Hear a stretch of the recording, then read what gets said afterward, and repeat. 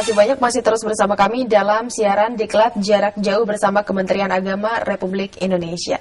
Kita masih terus membahas mengenai perilaku dalam pergaulan remaja dalam mata Diklat Akidah Akhlak.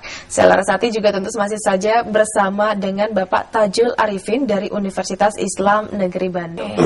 Nah, dengan sedemikian rupa si remaja ini berubah, sebenarnya proses terjadinya sebuah perilaku pada remaja ini seperti apa, Pak, prosesnya? Baik,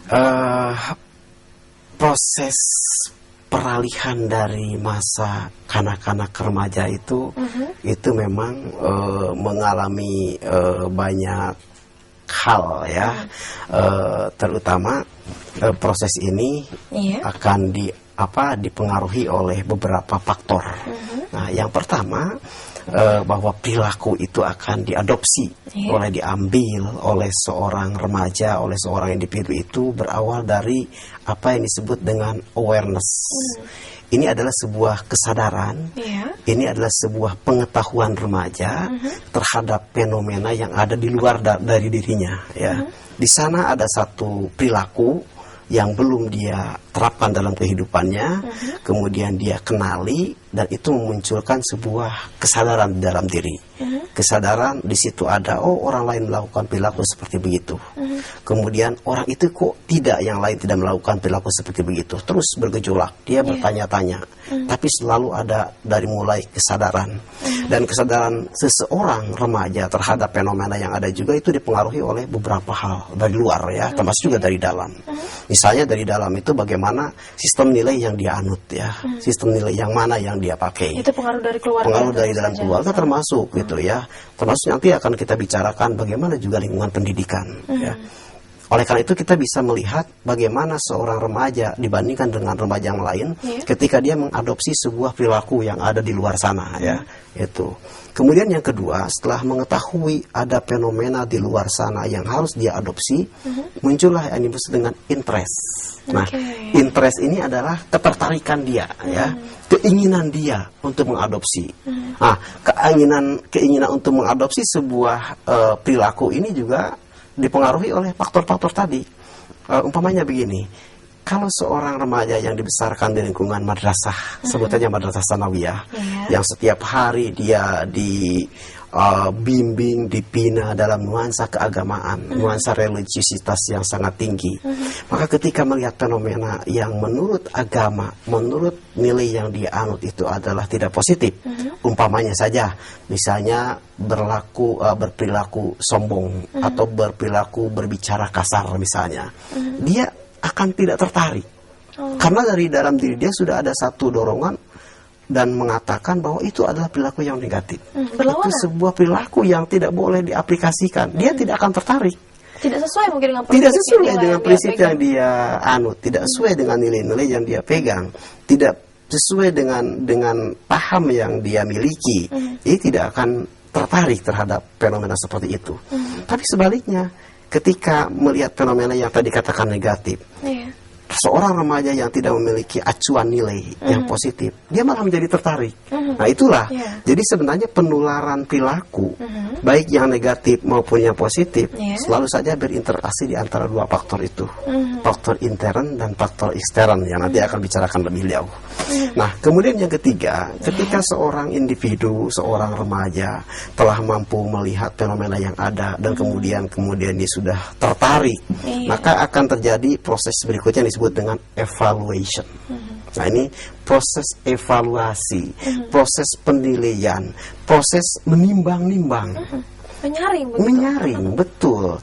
Nah, ini perilaku ini kalau saya ambil, kalau saya terapkan, nanti mau bagaimana? Kalau tidak, mau bagaimana? Apakah ini akan menguntungkan terhadap diri saya, kata individu? Apakah akan merugikan? Di situ akan terjadi gejolak, ya.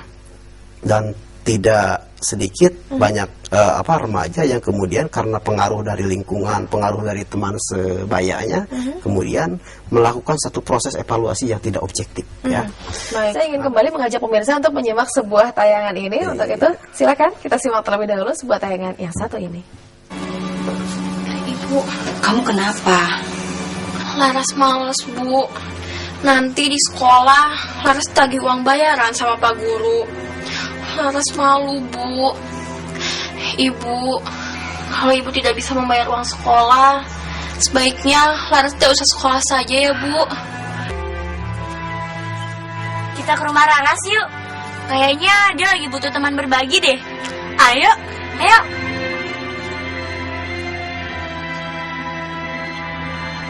Meskipun ibu hanya tukang cuci, ibu ingin kamu tetap sekolah, nak. Tapi Bu, sudah 3 bulan Laras belum bayar uang sekolah, Bu. Laras membantu Ibu nyuci saja. Laras baru tidak apa-apa, Ibu.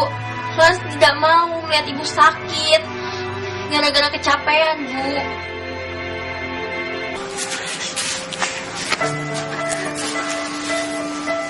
Teman-teman, kita harus berbuat sesuatu. Kita harus menolong Laras, sahabat kita. Apa yang bisa kita perbuat? Ya, kita harus bantu Laras supaya dia bisa tetap sekolah. Bantu apa? Memangnya kamu punya piti untuk bantu Raras? Atau Raras suruh dagang saja? Mau modal dari mana? Memangnya kamu itu mau pinjamkan uang? Teman-teman, kalau kita membantu orang, tidak harus dengan uang, kan? Benar, Le. Tapi yang dibutuhkan Raras sekarang adalah piti untuk bayar sekolah. Kamu bantu apapun. Kalau Indah ada piti, Indah bisa. Kita sisihkan aja uang saku kita tiap hari buat ngebantu Raras. Waduh, Fung, duit jajan saya itu cuma 3.000. Nanti kalau disumbangkan, saya ini lapar. Saya tidak bisa jajan. Fung, uang jajan saya itu berbeda sama kamu. Betul kata Ale. Piti saku ambo, pas-pasan. Indah bisa lah untuk bantu Raras. Tapi kita harus bantu Laras. Laras itu teman kita. Emang sih kita nggak punya uang, tapi kita harus pikirin gimana caranya supaya kita bisa bantu Laras. Baik, Pak Tajul. Dari tayangan tadi, ini remaja-remaja yang bersikap positif sepertinya ya, berperilaku sangat positif, sangat memperhatikan pendidikan, tapi di satu sisi memiliki empati. Bagaimana menurut Bapak? Ya, Mbak Laras, benar sekali. Apa yang dialami oleh Laras, ini nama yang sama ya, itu kan satu fenomena sebenarnya banyak terjadi ya di masyarakat kita. Seperti itu. Dan ternyata tadi dalam tayangan itu diperlihatkan bagaimana muncul sekelompok remaja ya yang memiliki empati luar biasa, dan itu merupakan bagian dari realisasi dari dorongan yang positif, atau dalam istilah disiplin ilmu akhlak itu disebut dengan akhlakul karimah ya, akhlak yang terpuji, atau disebut juga akhlakul mahmudah ya, akhlak yang terpuji, akhlak yang mulia, akhlakul karimah.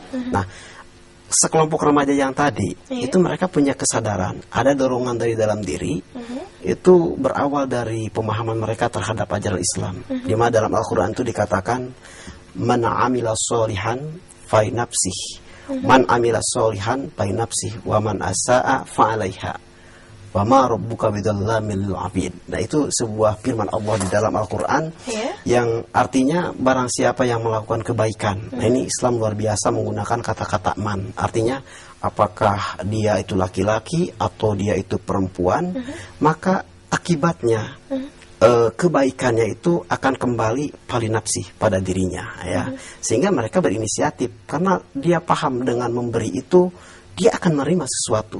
Walaupun ketika mereka memberi, ketika mereka ingin menolong Laras tadi, tidak berharap dengan imbalan, tapi sudah otomatis.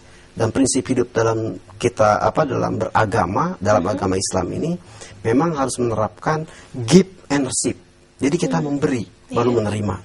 Persoalan siapa yang memberi kepada orang lain, yang pasti akan ada yang memberi kepada yang memberikan tadi. Siapa yang memberi? Yang maha pemberi, yaitu Allah Subhanahu wa ta'ala.